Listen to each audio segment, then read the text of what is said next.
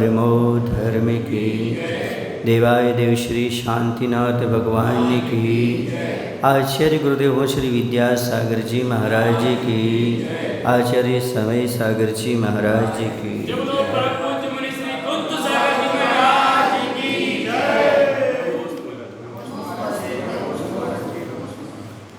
असल में वास्तव में इस जीव का शत्रु कौन है? जीव बाहर शत्रु खोजता रहता है, लेकिन उसके अंदर भी एक शत्रु छिपा हुआ है। बाहर का शत्रु इतना बिगाड़ नहीं करता जितना अंदर का शत्रु बिगाड़ करता है। तो यथार्थ में हम किसी शत्रु माने तो यहाँ पर नीतिकार कहते हैं अकर्मण्यता। अकर्मण्यता मतलब प्रमादी जीवन, आलसी जीवन। आलसी हमारा सबसे बड़ा शत्रु है। अर्थात जो आलसी व्यक्ति अपना अहित करता है उतना जीवन में कोई शत्रु भी अहित नहीं कर सकता। शत्रु अहित तो करता है पर बाहर से करता है, लेकिन आलसी व्यक्ति का तो लौकिक जीवन भी चौपट हो जाता है और पारलौकिक जीवन में तो प्रवेश ही नहीं कर सकता, क्योंकि प्रमादी जीवन कभी धर्म ध्यान नहीं कर सकता। प्रमादी व्यक्ति कभी जल्दी नहीं उठ सकता। प्रमादी व्यक्ति कोई समय से कार्य नहीं कर सकता। प्रमादी व्यक्ति कभी व्रतों का पालन नहीं कर सकता। इसलिए आचार्य कहते हैं एक क्षण का भी प्रमाद मत करो, पुरुषार्थशील बनो। आलस्य का त्याग करने वाला ही सुबह से आकर के अभिषेक पूजन कर सकता है। आलस्य का त्याग करने वाला ही समय पर स्वाध्याय में आ सकता है। आलस्य का त्याग करने वाला ही व्रतों का पालन कर सकता है और आलस्य का त्याग करने वाला जागृत ही सम्यक दर्शन को प्राप्त कर सकता है। और आलस्य का त्याग करने वाला ही धन कमा सकता है, ज्ञान प्राप्त कर सकता है और आगे चल कर के जीवन में कुछ उपलब्धि प्राप्त करके जीवन भर को सुखी हो सकता है। इसलिए आलस्य को सबसे बड़ा शत्रु माना, आलस्य को सबसे बड़ा दुश्मन माना है, जो तुम्हारी सब चीज़ों का दुश्मन है। आपकी सफलता का, आपकी ज्ञान वृद्धि का, आपकी धन वृद्धि का, आपके ऐश्वर्य का, आपके सम्मान का, आपके धर्म का, इतना तक कि आपके स्वास्थ्य का। इतना ही नहीं, आपके जीवन का भी यदि कोई नष्ट करने वाला है, दुश्मन है, तो कौन है? आलस्य। इसलिए जैसे बने ऐसे आलस्य का त्याग करने का भाव बनाइएगा, क्योंकि आलसी व्यक्ति अपने जीवन में कुछ नहीं कर पाता। लिखा हुआ है सम्यक दर्शन भी पुरुषार्थ पूर्वक ही होता है, जागृत अवस्था में होता है। नींद लेते हुए कभी किसी को किसी पर श्रद्धा नहीं हुआ। श्रद्धा हुआ है तो जागृत अवस्था में हुआ है। जो 5 लब्धियां आवश्यक है सम्यक दर्शन के पहले, देशना लब्धि, विशुद्धि लब्धि, क्षय सम्यक लब्धि आदि, कर्ण लब्धि आदि जो भी हैं, वह सारी की सारी लब्धियां कब? पुरुषार्थ पूर्वक ही प्राप्त होती है। बिना पुरुषार्थ के लब्धियां प्राप्त होने वाली नहीं है। तो सम्यक दर्शन प्राप्त नहीं होना, और सम्यक दर्शन प्राप्त नहीं होना तो व्रत प्राप्त नहीं होना, व्रत नहीं मिलना तो मोक्ष मार्ग प्रारंभ नहीं होना। सीधी सी बात है। तो दुनिया में और कोई हमारा दुश्मन नहीं है। ये दुश्मन कोई है तो हमारा आलस्य है। बहुत सारे काम हैं ऐसे होते हैं जो आलसी व्यक्ति कर ही नहीं सकता। अभी बताओ, सूर्योदय कौन देखेगा? हाँ? जो जागृत होगा। आलसी व्यक्ति तो नहीं। समझ रहे हैं कि नहीं? पढ़ाई में पास कौन होगा? पढ़ाई करेगा। और पढ़ाई करने वाला नींद लेगा क्या? आलसी होगा क्या? धन कौन कमा पाएगा? जो ऑफिस में 8-8, 10-10 घंटे मेहनत करेगा, व्यापार करेगा, खेती करेगा, तभी तो ये धन प्राप्त कर पाएगा। तो बिना पुरुषार्थ के कुछ भी प्राप्त नहीं होता। इतना तक की रोटी बन कर के सामने रख गई है, जब तक पुरुषार्थ पूर्वक उसको तोड़ करके ग्रास मुख में नहीं डालोगे तब तक पेट भी नहीं भरेगा आपका। बिना पुरुषार्थ के पेट भी नहीं भरता। पुरुषार्थ तो कहीं ना कहीं करना ही पड़ता है। इंसान को नहीं, चिड़िया को भी करना पड़ता है। चिड़िया जो होती है वो घोंसले में रहती है, उसे दाना नहीं मिलता, घोंसला छोड़ करके उसे भी बाहर आना पड़ता है और अपने राशन की खोज करना पड़ती है। भले उसको 4-5 दाने चाहिए, लेकिन वही भी खोज करना पड़ती है। बिना उद्यम के कुछ भी प्राप्त नहीं होता। तो जो व्यक्ति उद्यमहीन है वो अपने आप के दुश्मन है। समझ गए ना? तो पहचानो, कहीं आप अपने आप के दुश्मन तो नहीं हैं, आप अपने आप के शत्रु तो नहीं हैं। एक बार मैं बहुत पहले जब आप जैसी स्थिति में था, 30 साल के पूर्व, एक कहीं प्रदर्शनी देखने के लिए गया था। उस प्रदर्शनी का टिकट अलग था, लेकिन प्रदर्शनी के अंदर प्रवेश करने के बाद एक छोटा सा टेंट लगा हुआ था। उसके बाहर लिखा था कि आपका सबसे बड़ा दुश्मन, आपको जिससे खतरा है वो इसके अंदर है, और उसके 50 पैसे शायद अलग से लगते थे उसमें जाने के। तुम्हारा सबसे बड़ा दुश्मन जिससे तुम्हें सबसे ज़्यादा खतरा है वो किसके अंदर है? बड़ा सस्पेंस रहता था यार, इसमें कौन होगा, कैसा व्यक्ति होगा जिससे हमें खतरा है, कौन होगा, और इसका पैसा भी अलग से ले रहे हैं, क्योंकि मुफ्त की चीज़ आदमी कीमत नहीं समझता। अभी मुफ्त में आप पैसे बांटने रहो, 10-10 पुस्तकें ले जाएंगे आदमी और रख देंगे, और पैसे में रखो तो एक आध पुस्तक ही लेगा आदमी जो पढ़ नहीं होगा, और पढ़ेगा वो निश्चित है। अब उसमें पैसा भी लग रहा है, चलो भाई देख तो लेते हैं क्या है। अंदर गए, अंदर जा कर के देखा तो वहाँ पर कुछ नहीं था, एक आईना लगा था और उसके ऊपर लिखा था, इसमें जो दिखाई दे रहा है वही तुम्हारा सबसे बड़ा दुश्मन है। किसी से तुम्हें खतरा है और किसी से खतरा नहीं है, जो किस में दिख रहा है। मतलब तुम्हारा बिगाड़ करने वाली दुनिया नहीं है। एक कर्म सिद्धांत सिखाया उस प्रदर्शनी ने, तुम्हारा हित और अहित कर सकता है तो तुम्हारा कर्म ही कर सकता है, दूसरा तुम्हारा हित अहित नहीं कर सकता। यदि तुम पापी बन करके, आलसी बन के जियोगे तो तुम अपने दुश्मन बन गए, और यदि पुण्यात्मा बन करके पुरुषार्थ करोगे तुम अपने आप के मित्र बन गए। ये प्रदर्शनी ने कर्म सिद्धांत समझाया। आईना जो लगा था वो आईना बता रहा था कि तुम अपने मित्र भी बन सकते हो, तुम अपने दुश्मन भी बन सकते हो। रावण को किसने मारा है? नहीं, रावण को मैंने मारा। रावण को रामचंद्र जी ने नहीं मारा, रावण को मैंने मारा। मैं मतलब उसके अहंकार ने मारा। वह कहता था मुझसे कोई जीत ही नहीं सकता है, वही स्वयं का दुश्मन बन गया। गलत कार्य भी कर रहा है और अहंकार भी कर रहा है। समझ आ रहा है? इसी दुनिया में सबसे बड़ा दुश्मन हमारा कौन है? मैं ही हूँ। इसलिए अब कोई मत कहना कि रावण को मारने में कारण राम बने, बल्कि रावण को मारने में कारण मैं बना। उसका मैं बना, तुम मैं मतलब तुम नहीं, उसका मैं मतलब उसका अहंकार उसको मारने में कारण बना। समझ आ रहा? यानी स्वयं का दुश्मन कौन बन गया? स्वयं बन गया। ठीक है? इसी प्रकार से जो व्यक्ति नींद अधिक लेता है, कोई पुरुषार्थ करना नहीं चाहता, वह दुनिया में समझ लो अपने साथ दुश्मनी निकाल रहा है, स्वयं का दुश्मन बनता चला जा रहा है। दुनिया में इसलिए अज्ञानता नहीं है कि उन्हें ज्ञान के साधन नहीं मिले। दुनिया में इसलिए गरीबी नहीं है कि उन्हें कोई धंधे नहीं मिले, बल्कि उनके जीवन में आलस्य रहा है। जहाँ आलस्य रहता है वहाँ कोई भी साधन मिल जाए, न धन मिल सकता है और न ज्ञान मिल सकता है। धन और ज्ञान प्राप्त करना चाहते हो तो सबसे पहले आलस्य का त्याग करो।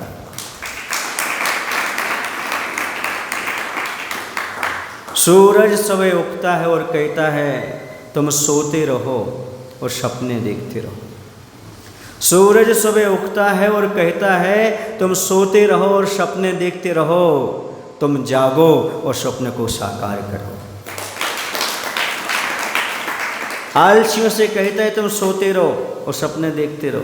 पुरुषार्थ इसे कहता है तुम जागो और पुरुषार्थ करो, अपने सपने जो देखे थे वो साकार करो। सपने साकार उनके नहीं होते जो आलसी होते हैं, सपने साकार उनके होते हैं जो पुरुषार्थशील हुआ करते हैं। अपने जीवन में पुरुषार्थ को स्थान देने का प्रयास करो। आपने देखा होगा कुछ शब्द ऐसे हैं जो 2.5 अक्षर के, 3 अक्षर के हैं और एक 4 अक्षर का है, 4.5 का भी है। लख कितने का है? हिंदी में बोल दो लख, 2 का हो गया, ठीक है। भाग्य, नसीब, किस्मत 3.5, इससे ज़्यादा तो नहीं है। मेहनत, पुरुषार्थ, ठीक है ना, 4.5 माइनस समझे। जो भी किस्मत भाग गई कम अक्षर वाले हैं और जो पुरुषार्थ मेहनत है वो बड़े अक्षर वाले हैं। अर्थात दुनिया में अकर्मण्य छोटे हैं, पुरुषार्थशील हमेशा बड़े हो जाते हैं। ये अक्षर अपने आप में बता रहे हैं कि यदि अपने जीवन में कुछ पुरुषार्थ करना चाहते हो, हाँ, बुद्धू भी छोटा है और बुद्धिमान थोड़ा बड़ा है इसलिए कुछ करना चाहते करो। अब देखिएगा आलस्य को त्याग करने का प्रयास कैसे करें, आलस्य कैसे छूटे।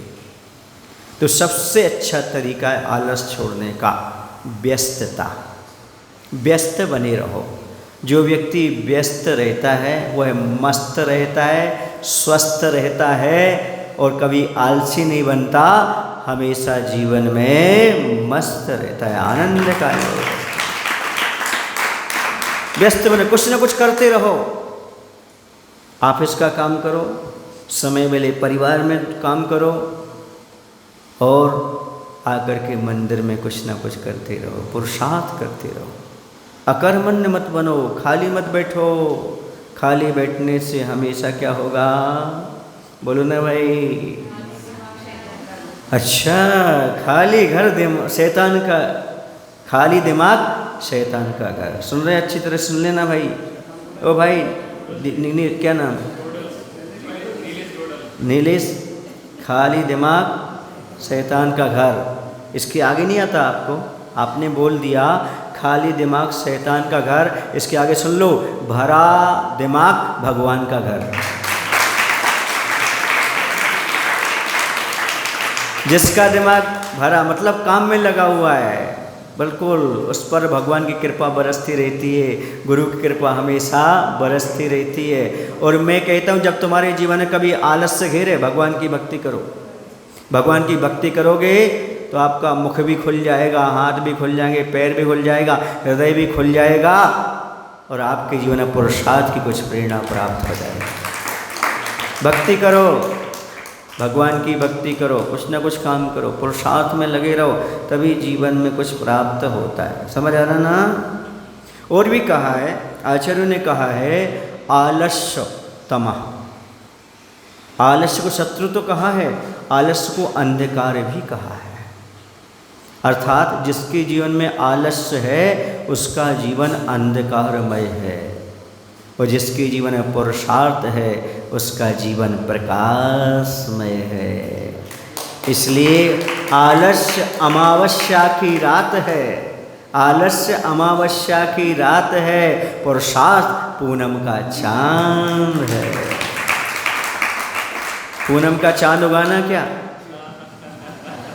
चांद तो उगाई पर पूनम का चांद आया कि नहीं दादाजी?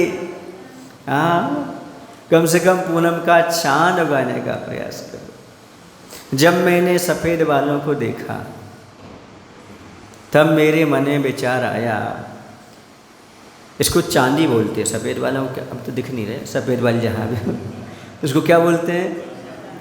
चांदी बोलते हैं, है ना? चांदी के बाल, चांदी आ गई। तो इस संसार में चांद सा जीवन पाया, इस संसार में चांद सा जीवन पाया, पर जीवन में कभी किसी को चांदनी ना दी। पर कभी किसी को जीवन में चांदनी ना दी, बालों में भी प्रकृति ने चांदनी लगा ली। अब याद आया मुझे दूसरों को चांदनी देना है और स्वयं चांदनी के प्रकाश में प्रकाशित होना है। आचार्य कहते हैं चांद उगाया पर सूर्य नहीं होगा, कल्याण कैसे हो। बुढ़ापा आ गया पर विवेक का सूर्य नहीं जगा, वैराग्य नहीं आया, सुन रहे तो कल्याण कैसे होगा। जरा विचार करो, चांद तो उगाया सूर्य नहीं होगा, कल्याण कैसे। जरा विचार करो, कल्याण करना चाहते हो तो क्या उगाने का प्रयास करो, विवेक का सूर्य उगाने का काम करो। आलसी जीव व्रत तो लेता है, एक तो लेता ही नहीं। आलसी जीव या तो व्रत लेता नहीं, कोई संकल्प लेता नहीं, ले तो निभा नहीं पाता, टूट जाता है, आधा अधूरा निभाता है। पुरुषार्थी व्यक्ति नियम भी लेता है, व्रत भी लेता है, जब तक लक्ष्य तक पहुंच ना जाए तब तक वह छोड़ता नहीं अपना नियम संकल्प। जितने भी लोग सफल हुए हैं उन्होंने दृढ़ता रखी है और एक भाव बना करके रखा है कि जब तक मैं लक्ष्य को प्राप्त नहीं कर लूँगा तब तक पुरुषार्थ नहीं छोड़ूंगा, निरंतर निरंतर पुरुषार्थ करूँगा। आचार्य भगवंत के बारे में आचार्य भगवंत से सुना करते थे, लोगों से सुना करते पर आचार्य से भी सुनते थे हम। ब्रह्मचारी अवस्था में जब ज्ञान सागर जी पास थे तब आचार्य ज्ञान सागर जी महाराज उनको पढ़ाते थे, तो जो दिन में पढ़ाते थे वो रात भर पढ़ते थे और सुबह याद करके बताते थे। क्योंकि आचार्य ज्ञान सागर जी महाराज ने कह दिया था मैं कुछ समय के लिए हूँ, तो मैं ज़्यादा सानिध्य मिलने वाला नहीं है, इसलिए एक चीज़ को मैं एक ही बार पढ़ाऊँगा, दोबारा चीज़ को रिपीट नहीं करूँगा। तो आचार्य भगवंत विद्यासागर जी महाराज जब ब्रह्मचारी विद्याधर जी थे तब रात रात पढ़ करके, रात रात भर पढ़ करके सुबह याद करके ज्ञान सागर जी महाराज को सुना दिया करते थे। वह विद्या आत्मसात की थी। इन्होंने कहा भी आचार्य जी हम इतना पढ़ रहे हैं आगे क्या होगा, तो ज्ञान सागर जी महाराज कहते थे विद्या कालेन पच्यति, जो ये विद्या तुम ग्रहण कर रहे हो आगे काल आने पर पछती जाएगी और काम में भी आती चली जाएगी। अभी ग्रहण कर लो, अभी ले लो, समझ आ रहा। एक पंडित जी थे हीरा लाल जी शास्त्री, वो व्यंग कसते थे उस समय, मतलब इसलिए कहीं ये छोटा सा बालक भटक ना जाए, वो वहाँ पर निकलते थे वहाँ से और बोलते थे। जब अष्टसहस्त्री ग्रंथ का न्याय ग्रंथ का स्वाध्याय कर रहे थे आचार्य भगवंत विद्याधर ब्रह्मचारी विद्याधर जी, तब एक पंडित जी आते थे हीरा लाल जी शास्त्री, बोलते थे उनको मालूम पड़ गया था क्योंकि मुनि दीक्षा होने वाली है और ये मुनि बनेंगे। उस समय सब बुजुर्ग मुनि बनते थे, 40 के बाद 50 के बाद, कोई युवा मुनि नहीं बनता था और इनको बना रहे हैं। तो व्यंग में बोलते थे साधु का पद दूर है जैसे पेड़ खजूर, चढ़े तो फल चाखन मिले गिरे तो चकनाचूर। क्या बोलते थे, सुन लो विद्याधर जी, साधु का पद बहुत ऊंचा है, खजूर के पेड़ जैसा, उसमें कितने कांटे कांटे होते, चढ़ना मुश्किल होता है, चढ़ गए तो फल खाने को मिले और गिर गए तो चकनाचूर। समझ गए ना। अब उन्होंने सुना इसको, अब उनको उस समय हिंदी अच्छी नहीं आती थी, जितनी जल्दी याद नहीं हुआ, तो उन्होंने ज्ञान सागर जी पास की जाकर के बोला, ज्ञान सागर जी महाराज से कहा हे महाराज आज पंडित जी आए थे और वो कह रहे थे साधु का पद दूर दूर खजूर खजूर, ऐसा कुछ बोल रहे थे, हमें समझ में नहीं आया वो क्या कह रहे थे। तो फिर ज्ञान सागर जी महाराज समय आचार्य नहीं थे, तो ज्ञान सागर जी महाराज ने कहा सुनो वो ये कह रहे हैं तुम्हें साधु बनना है ना, मुनि बनना है ना, हाँ बिल्कुल बनना है। तो वही कह रहे हैं साधु का पद बहुत ऊंचा है, जैसे पेड़ खजूर है, उसमें बहुत कांटे होते, बहुत तकलीफ होती, बहुत कष्ट होते, उस तरह पैसे सहन करना पड़ते हैं, और चढ़ गए तो फल खाओ और गिर गए तो चकनाचूर। बोलो तुम्हारा क्या इरादा है? बोले हमने तो इरादा बना लिया, हमें तो मुनि ही बनना है। समझ आ रहा? मायने समझे आप कभी किसी रास्ते पर बढ़ना चाहते हो, उस रास्ते पर कठिनाइयाँ बहुत हैं, आदमी आपको पीछे हटने की बात करेंगे, सुन रहे ना? तुम्हारी उम्र देख करके, लेकिन तुम्हारा उत्साह देख करके जो महान लोग होंगे वो कहेंगे आगे बढ़ते जाओ, आगे बढ़ते जाओ, आगे बढ़ते जाओ, आगे बढ़ते जाओ। ऐसी कौन सी माह है जिसमें अमावस्या की रात नहीं आती? ऐसी कौन सी माह है, माह समझते महीना, ऐसी कौन सी माह है जिसमें अमावस की रात नहीं आती? और ऐसी कौन सी राह है जिसमें समस्याएं नहीं आती? चलने वाले फिर भी चलते हैं, क्योंकि उनके साहस और श्रद्धा समर्पण में कभी कमी नहीं आती। जो पुरुषार्थशील होते हैं वो कभी अपने साहस को खोते नहीं, अपने धैर्य को खोते नहीं और आगे निरंतर बढ़ते चले जाते हैं। आलसी सोचते हैं ऐसा करूं कि नहीं करूं, ऐसा होगा कि नहीं होगा, ऐसा सोचते हैं। संसार में 3 प्रकार के लोग होते हैं। कितने प्रकार के होते हैं? 3 प्रकार के। एक वो होते हैं जो कोई कार्य को हाथ में लेने से पहले सोचते हैं इसमें क्या दिक्कत आएगी, क्या समस्या आएगी, कैसे आएगी, और समझते इसमें दिक्कत तो है ही, समस्या तो है ही, भैया हमने हाथ जोड़े, ऐसा कार्य हम हाथ में नहीं लेना चाहते, वो कार्य को हाथ में ही नहीं लेते। दूसरे प्रकार के लोग होते हैं, वो समस्याओं को जानते हैं, देखते हैं, कार्य भी हाथ में लेते हैं और कार्य प्रारंभ भी कर देते हैं, लेकिन जैसे बीच में समस्याएं आती हैं तो कार्य को छोड़ देते हैं। तीसरे लोग वो होते हैं जो समस्याओं को जानते हुए, अवलोकन भी करते, देखते हुए किन की समस्याएं आएंगी, सब ज्ञान प्राप्त कर लेते हैं, कार्य प्रारंभ कर देते हैं, समस्याएं भी बीच में आती हैं, उनसे निपटते हैं और जब तक सफल नहीं हो जाते तब तक पीछे नहीं हटते। एक इस प्रकार के वो पुरुषार्थी हैं। और आचार्य भगवंत हमारे ऐसे ही थे। एक तो कार्य हाथ में लेते नहीं थे, लेते तो कभी पीछे नहीं हटते थे। पीछे हटने का काम नहीं, ये प्रमादियों का काम है पीछे हटने का। जो व्यक्ति अपने आप में उद्यमशील होता है उसे कोई रोकने वाला नहीं है। समझ रहे ना? पुरुषार्थ के प्रति यदि आपकी अनास्था है तो समझो सफलता आपके लिए एकमात्र स्वप्न बन करके रह जाएगा। इसलिए पुरुषार्थ पर आस्था जगाओ। जो कुछ प्राप्त होना है वो पुरुषार्थ के माध्यम से ही प्राप्त होना है। वैसे मैं एक कहानी सुना चुका हूँ आपको, लेकिन वहाँ बहुत कम लोग थे जब शाम को सुनाया था मैंने। वो कहानी सुनाई थी, आज सुना देता हूँ। भाग्य और पुरुषार्थ की कहानी। एक राजा था, उसके यहाँ 2 विद्वान थे। एक विद्वान हमेशा कहता था जो कुछ मिलता है भाग्य से मिलता है। दूसरा कहता था नहीं, भाग्य कुछ नहीं करता, सब कुछ पुरुषार्थ से मिलता है। राजा बड़े असमंजस में था, इनका निर्णय कैसे लें, क्योंकि मुझे जो कुछ भी राजगद्दी मिलती है सब भाग्य से मिली हुई है। समझ आ रहा है कि नहीं? और कुछ लोग ऐसे हैं जो गरीब थे, उनने पुरुषार्थ किया सो आज राजा बन गए, बहुत बड़ी ऊंचाई पर प्राप्त हो गए। अब दोनों बातें एक सी लग रही हैं, लेकिन क्या करें, इनका निर्णय कैसे दें? तो एक उनका चतुर मंत्री था, उसने कहा महाराज एक काम करो, इन दोनों को जेल में पटक दो। ये और सुनो, ऐसा करो दोनों के पैर भी बांध दो और हाथ भी बांध दो। समझ गए? और इनसे कहो कि तुम लोग दरवाज़ा खोल करके बाहर निकलो, अंदर से दरवाज़ा बंद कर लो, उनको पटक दो, है ना?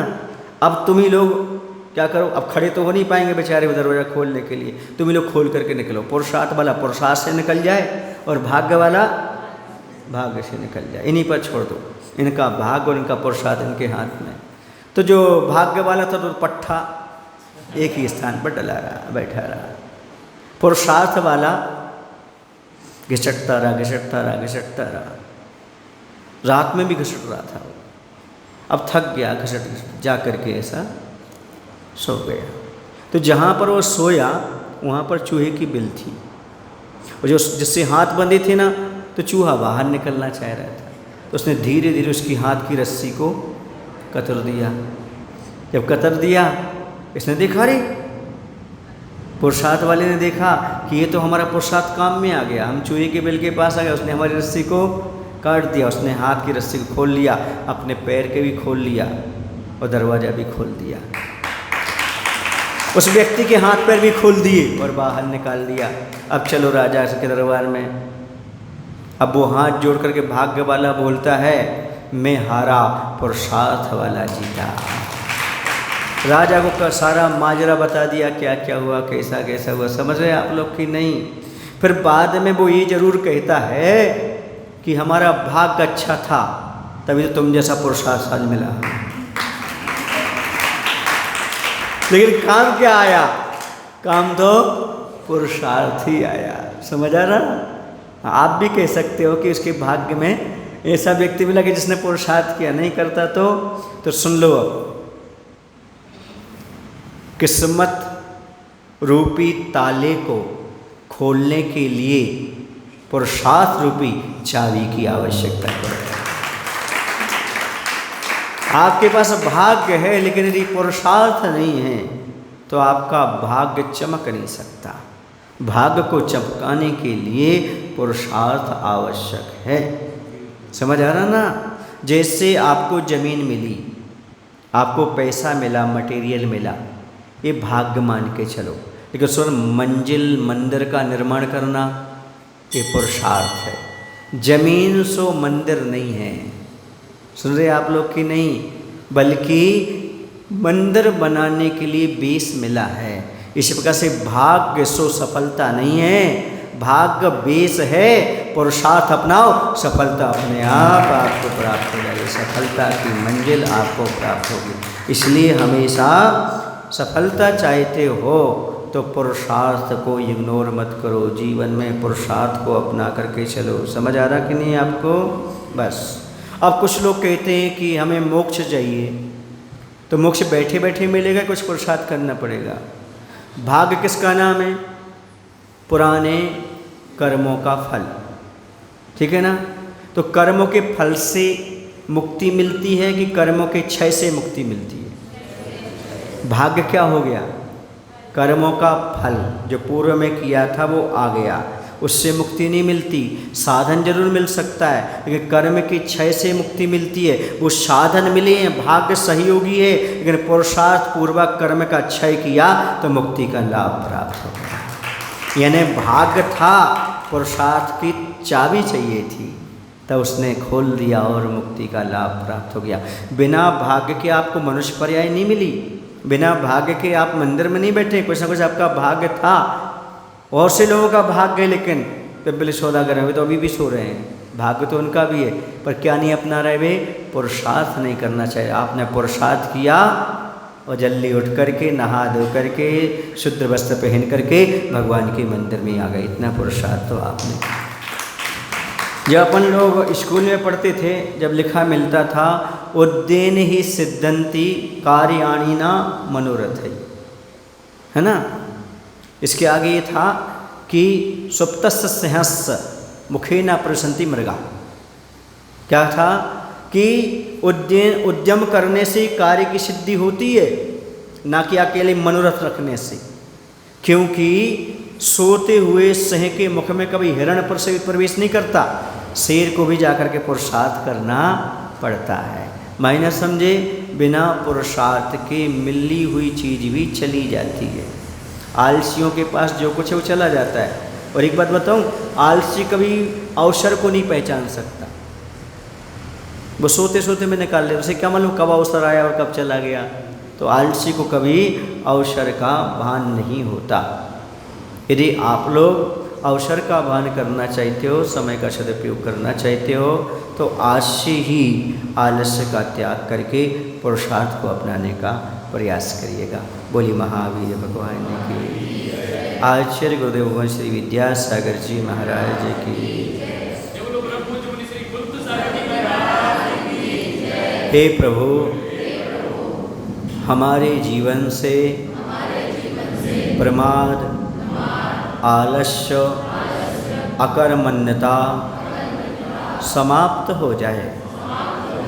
हम अपने जीवन में कुछ पुरुषार्थ कर सकें, लक्ष्य को प्राप्त कर सकें, सफलता के शिखर पर पहुंच सकें।